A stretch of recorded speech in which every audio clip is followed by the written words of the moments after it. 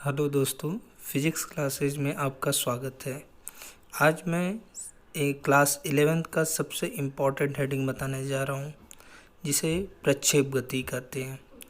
प्रक्षेप गति होता क्या है, इसका क्या सूत्र होता है, वो सारी चीज़ें मैं बताऊँगा। पहले प्रक्षेप गति के बारे में जान लीजिए। प्रक्षेप गति दो शब्दों से मिलकर बना है, प्रक्षेप और गति। प्रक्षेप का मतलब होता है फेंकना और गति का मतलब आप जानते ही हैं। यदि किसी वस्तु में समय के साथ उसकी स्थिति में परिवर्तन होता है तो उसे हम गति कहते हैं। अर्थात प्रक्षेप गति की बात करें तो जब किसी वस्तु को हम फेंकते हैं तथा समय के साथ उसके स्थान में परिवर्तन होता है तो ऐसी गति को हम प्रक्षेप्य गति कहते हैं, जिसका विस्तृत अध्ययन हम आगे करते हैं। अब इसके डिफिनीशन की बात कर लेते हैं, यानी डिफिनीशन ऑफ प्रोजेक्टाइल मोशन, यानी प्रक्षेप गति की परिभाषा।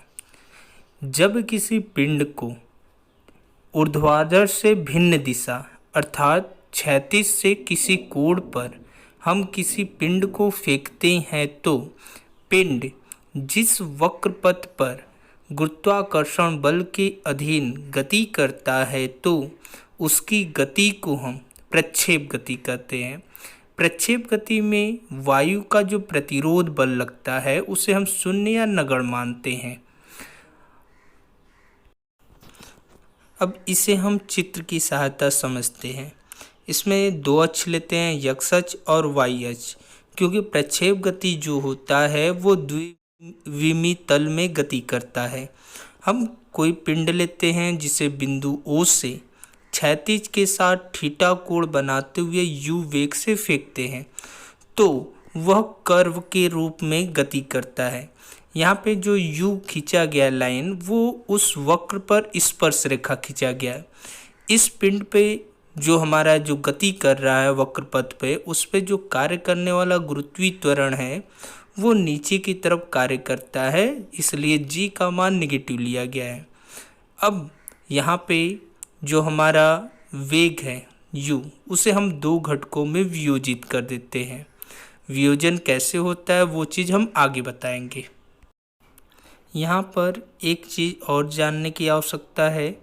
यदि पिंड पर गुरुत्वाकर्षण बल के अतिरिक्त अन्य कोई बल भी कार्य कर रहा है तो वह जो गति होगी उसे हम प्रक्षेप्य गति नहीं कहेंगे। इसमें सिर्फ आपका गुरुत्वाकर्षण बल कार्य करना चाहिए और वह गुरुत्वाकर्षण बल के अधीन ही गति करे। इसमें आपके गति चाहे वस्तु ऊंचाई से नीचे की तरफ गिर रहा हो या नीचे से ऊपर की तरफ या आगे की तरफ फेंकी जाए या पीछे की तरफ फेंकी जाए, ये सारे जो हैं वो आपके प्रक्षेप गति होंगे। इन सभी में गुरुत्वाकर्षण बल के अतिरिक्त कोई अन्य बल कार्य नहीं करता है।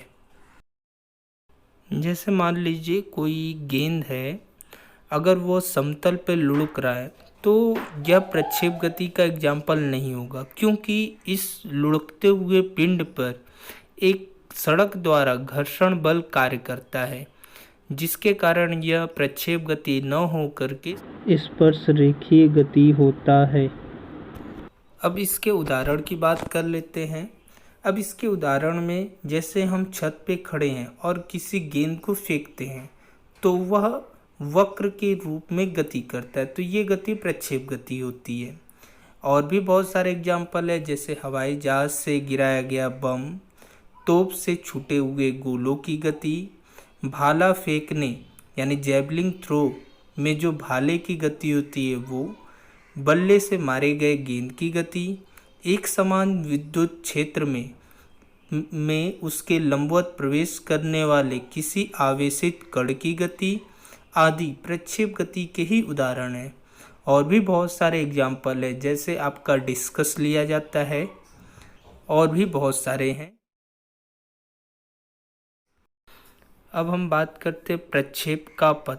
प्रक्षेप का पथ कैसा होता है उसकी हम गणना करते हैं, क्योंकि हमें जो क्वेश्चन पूछा जाता है कि सिद्ध कीजिए प्रक्षेप का पथ परवलयाकार होता है। अब उसे हम सिद्ध करेंगे। तो इसमें आपको फिगर दिखाया गया है, दो एक्सिस हैं एक्स और वाई, जिसमें किसी पिंड को बिंदु ओ से यानी इसके मूल बिंदु से यू वेग से फेंका गया है, जो क्षैतिज अक्ष एक्स के साथ थीटा कोण बनाता है, जो आपका ओ से गति करना प्रारंभ करता है और धीरे धीरे वो गति करते हुए बिंदु पी पर पहुंचता है और बिंदु पी से वापस नीचे की तरफ आपका बिंदु क्यू की तरफ आ जाता है। इसमें आपका जो है वेग यानी जो प्रारंभिक वेग है u, उसे हम दो घटकों में वियोजित करते हैं, क्षैतिज घटक ux और ऊर्ध्व घटक uy। अब ux जो हमारा मिलता है मान वो u cos थीटा होता है, जबकि ऊर्ध्व घटक जो हमारा होता है uy equal to u sin theta होता है। अब ये कैसे होता है इसको हम आगे अभी बताएंगे कि हम कैसे किया जाता है। अब इसमें बिंदु O से Q के बीच की दूरी कैपिटल R होती है, जिसे हम रेंज कहते हैं इंग्लिश में, या क्षैतिज परास। अब जो मध्य बिंदु है, जो आपका प्रक्षेप का पथ है, सबसे उच्चतम बिंदु आपका जो P है, उसका क्षैतिज अक्ष x के साथ जो ऊंचाई होती है उसे स्मॉल h कहा जाता है, जिसे महत्तम ऊंचाई कहते हैं। और O से P तथा P से Q के बीच जितना समय लगता है, यानी O से P और P से Q तक पहुंचने में जो समय लगेगा उसे हम उड्डयन काल, पिंड का उड्डयन काल या उड़ान का समय कहते हैं।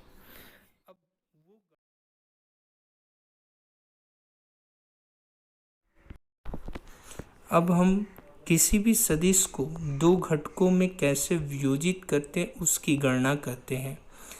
जैसे आपका कोई सदिश वेक्टर ए जो क्षैतिज अक्ष x के साथ थीटा कोण बनाता है और उसका परिमाण OQ प्रदर्शित किया गया है।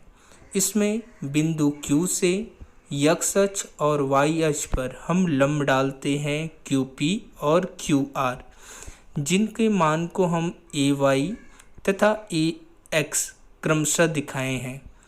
अब इसकी गणना के लिए हम ट्रिग्नोमेट्री रेशियो लेते हैं।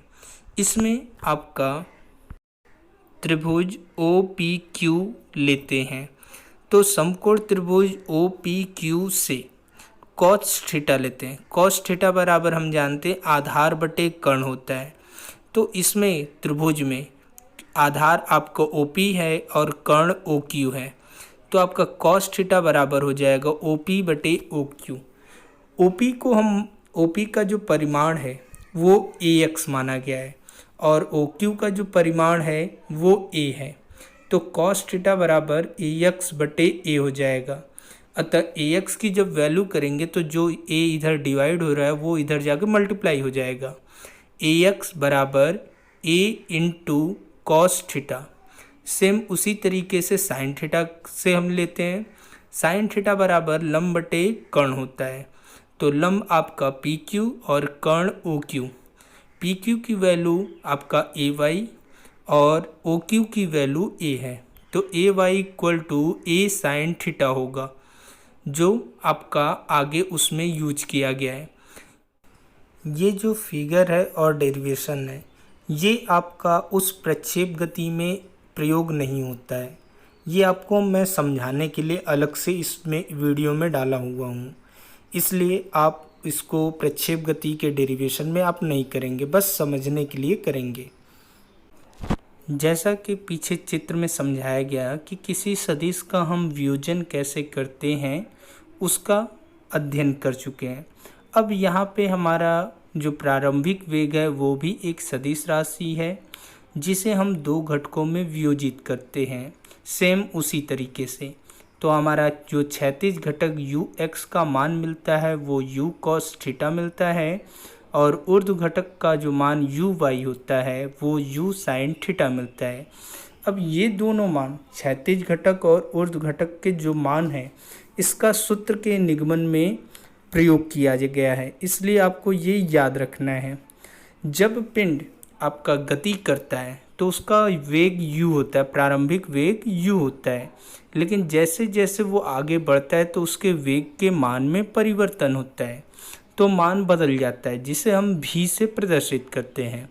धीरे धीरे बिंदु A पर उसका वेग जो होता है v हो जाता है, तो उसे हम दो घटकों में वियोजित कर दिए हैं, क्षैतिज घटक vx और ऊर्ध्व घटक vy। उसी तरीके से बिंदु P पर आपका ऊर्ध्व घटक का मान 0 हो जाता है, क्योंकि वह सबसे उच्चतम बिंदु पे पहुंच जाता है जहां पे ऊर्ध्व घटक वाले वेग का मान 0 हो जाता है।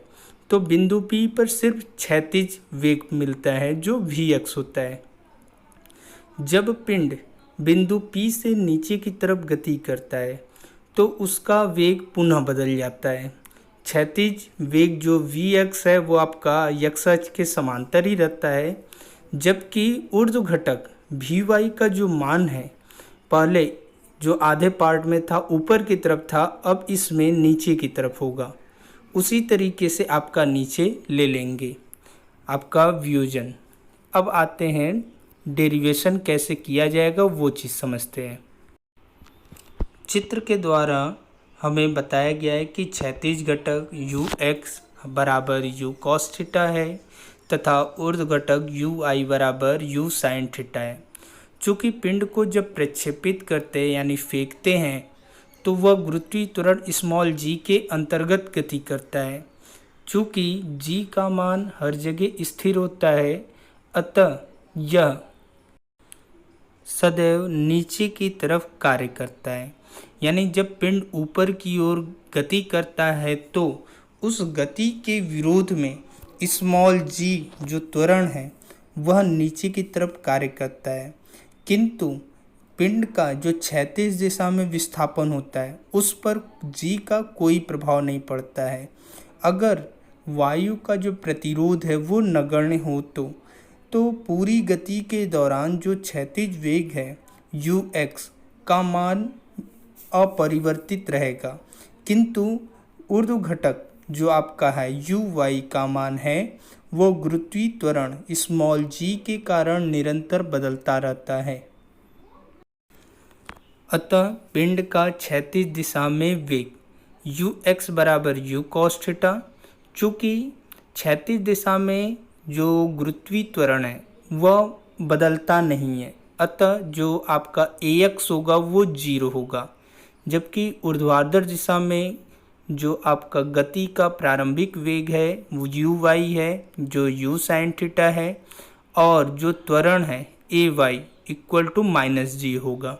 क्यों? क्योंकि वो आपका जो है गुरुत्वीय त्वरण के विरुद्ध गति करता है। इसमें g का मान नीचे की तरफ होगा। चूँकि a ऊपर की तरफ वर्क कर रहा है इसलिए इसका मान निगेटिव लेते हैं। अब t समय बाद जो पिंड है बिंदु A पर पहुंच जाता है, तो t समय में जो पिंड का क्षैतिज विस्थापन है वो x लेते हैं और ऊर्ध्वाधर दिशा में जो विस्थापन है वो y लेते हैं। ये हम मान लेते हैं। तो क्षैतिज दिशा में चली गई दूरी अब गति के दूसरे समीकरण से सॉल्व करते हैं। गति का दूसरा समीकरण हम जानते हैं, दूरी s बराबर ut plus half at square होता है। अब यहाँ पे जो आपका दूरी है s वो स्मॉल x के बराबर है, प्रारंभिक वेग ux के बराबर है तथा त्वरण जो स्मॉल a है उसे ax लिया गया है। तो क्षैतिज दिशा में जो गति का सूत्र बनेगा वो हो जाएगा x equal to ux into t plus half ax t square equal to, अब ux का जो मान हमें ऊपर लिखा गया है उसको रख देते हैं, u cos theta into t plus 1/2 into ax का मान 0 है इंटू टी स्क्वायर।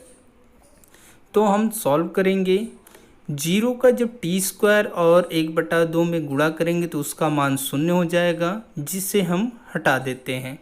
तो सिर्फ मिलता है x बराबर u cos theta into T. तो यहाँ से t की वैल्यू निकालते हैं तो t बराबर मिल जाता है x बटे u cos थीटा, जिसे हम समीकरण 1 मान लेते हैं। अब हम y दिशा में विस्थापन की गणना करते हैं।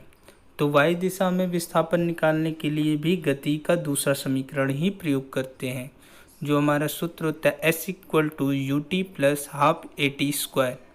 इसमें s बराबर y रखा गया है, u की जगह यू वाई और स्मॉल a की जगह ए वाई अगर रख दे तो हमारा जो समीकरण मिलेगा वो हो जाएगा y equal to u y into t plus 1/2 a y into t square.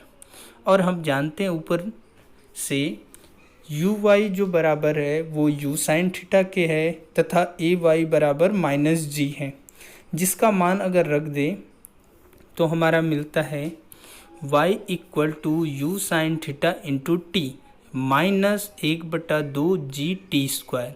इसे हम समीकरण 2 मान लेते हैं। समीकरण 1 से जो आप t का मान निकाले हैं उसको हम समीकरण 2 में रख देते हैं। तो रखने पर जो मान मिलता है वो हो जाता है y equal to u sine theta into bracket में x upon you cos theta minus 1/2 g bracket में x बटे यू कॉस थीटा का होल स्क्वायर।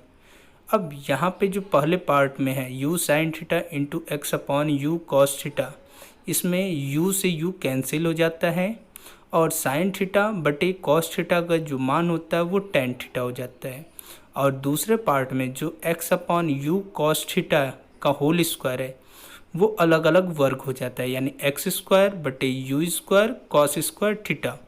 तो नेक्स्ट लाइन हम लिख देते हैं y equal to X tan theta इन माइनस जी बटे 2 U square cos square theta और ऊपर इंटू एक्स स्क्वायर लेते हैं, जो आपका समीकरण प्राप्त हो जाता है। यह समीकरण जो हमारा होता है, अगर इसमें हम टेन थीटा और जी बटे 2 U square cos square theta है उनको क्रमशः स्मॉल बी व स्मॉल सी मान लें, तो यह जो हमारा समीकरण प्राप्त होता है y equal to b x minus c x square के रूप में हो जाता है, जो एक परवलय के समीकरण को दिखाता है। परवलय का जो मानक समीकरण है वो हमें मैथ में निर्देशांक ज्यामिति में बताया गया है। y equal to 4ax square होता है, यानी उसमें y का 1 घात और x का 2 घात अगर है तो वह हमारा परवलय के समीकरण को प्रदर्शित करता है। और यह जो प्रक्षेप गति है इसकी सबसे पहले जो खोज की थी वो गैलीलियो ने किया था। उन्होंने ही बताया था कि जब किसी पिंड को हम गुरुत्वीय त्वरण के अधीन फेंकते हैं तो पिंड का जो पथ होता है यानी प्रक्षेप का जो पथ होता है वो सदैव परवलयाकार होता है। हमें क्वेश्चन में पूछा जाता है कि सिद्ध कीजिए प्रक्षेप का पथ परवलयाकार होता है, तो जो आज मैंने ये डेरिवेशन बताया है ये पूरा आप अगर कर देते हैं तो आपका वो क्वेश्चन पूरी तरीके से सही माना जाएगा। आज के लिए सिर्फ इतना ही, बाकी नेक्स्ट क्लास में।